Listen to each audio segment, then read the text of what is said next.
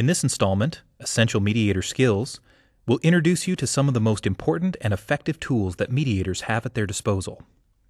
Mediation is quickly becoming an important tool in maintaining a healthy and productive workplace environment. In this model, a mediator's role is to guide the employees through a process of developing mutually satisfying solutions to the conflicts they face. It's important to remember a mediator should be seen as a neutral facilitator of discussion, not as a judge or an advocate for either party. Throughout this scenario, you'll see periodic skill spotlights at the bottom of your screen.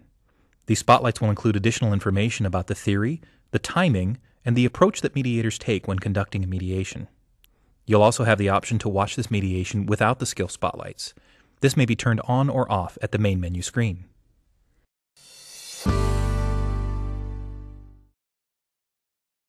During the negotiation stage of the process, parties will have their first opportunity to turn to one another and begin discussing offers and solutions.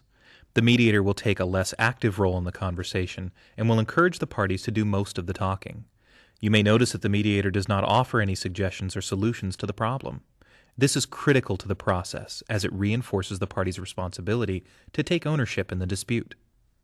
Some of the skills you'll see used here include the observation of party dynamics and knowing how and when to intervene. Summarizing the parties' positions and interests is another skill used frequently in this stage, primarily as a way to refocus their conversation and help them avoid getting stuck.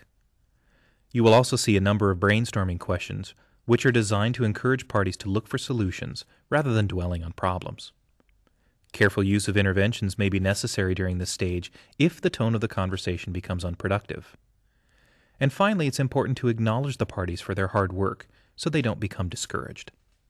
On my own, and I'm willing to just go out and do my job Well, there you go. on my You own. do your job well on your own. The Right. point is you do it on your own, Lisa. You don't work with people.